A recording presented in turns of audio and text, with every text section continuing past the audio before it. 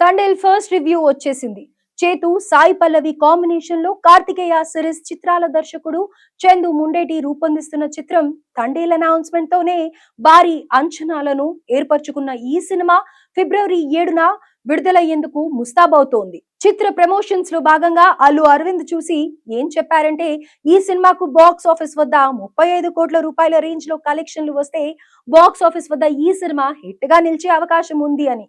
అయితే ఈ సినిమాకు సంబంధించిన ఫస్ట్ రివ్యూ వచ్చేసింది. ఈ సినిమా అవుట్పుట్ చూసిన అల్లు అరవింద్ రియాక్షన్ గురించి బన్నీ వాస్ సోషల్ మీడియా వేదికగా పోస్ట్ పెట్టారు. అల్లు యూనివర్సిటీ డీన్ అల్లు అరవింద్ గారు సినిమా అవుట్పుట్ ను సర్టిఫై చేశారని, డిస్టింక్షన్ లో పాస్ అయిపోయింది అని పేర్కొన్నారు. గీతా ఆర్ట్స్ ట్విట్టర్ పేజ్ ఆ పోస్ట్ కు రిప్లై ఇస్తూ అల్లు అరవింద్ గారు 100 మార్కులు వేశారని, థియేటర్ లో తండేల్ మూవీ దుల్లగొట్టేయాల్సిందేనని, ఇక రాజులమ్మ జాతరి అంటూ శ్రీకాకుళం యాసలో చెప్పుకొచ్చారు.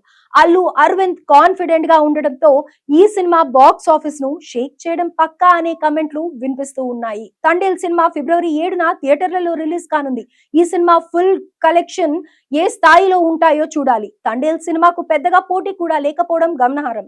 సంక్రాంతి సీజన్ ను మిస్ చేసుకున్న తండేల్ ట్రైలర్ గురించి ప్రేక్షకులు ఆసక్తిగా ఎదురు చూస్తున్నారు.